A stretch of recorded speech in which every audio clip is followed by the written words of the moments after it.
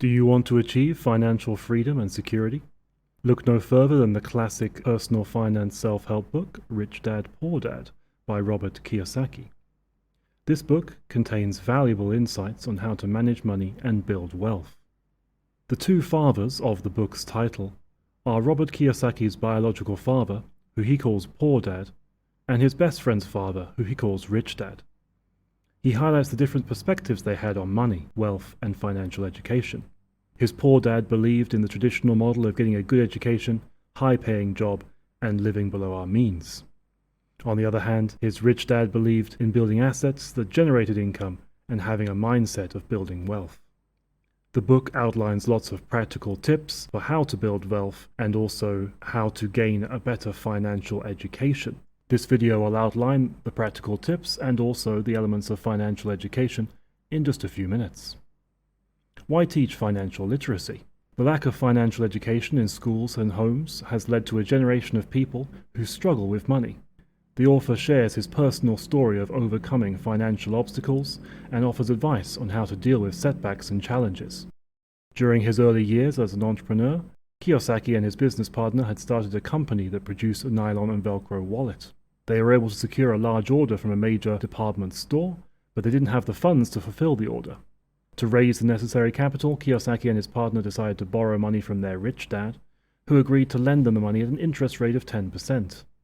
The business partners were able to fulfill the order, but they soon discovered that the cost of production was higher than they had anticipated. They were left with a large inventory of unsold wallets and a significant amount of debt. This experience taught Kiyosaki the importance of financial literacy and the risks associated with taking on debt without a clear plan for repayment. He also learned the value of having a mentor and seeking advice from those who have more experience and knowledge. He encouraged readers to stay focused on their goals and to persist in the face of adversity. It's important to have a strong mindset and not give up when faced with such obstacles. So what are some of these practical tips? Focus on building assets. It is important to build assets that generate income, such as rental properties or businesses. These assets can provide passive income and lead to financial independence. Creating a business or investing in real estate are two very good ways to generate passive income. However, they do not come completely for free. Creativity and innovation in the generation of wealth with new ideas is very important, and properly maintaining rental properties also is a burden. Kiyosaki advises readers to think like a business owner and focus on building assets that generate income. Not all assets are good, however. There is a difference between assets that put money in your pocket and liabilities which end up taking money away.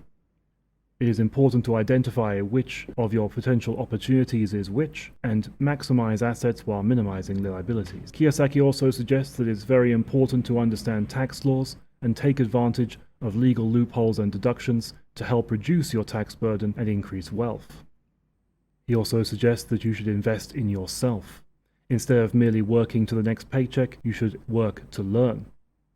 Personal development and learning new skills are key to financial success in the future, as every new skill you acquire can lead to more opportunities for financial gain in the future.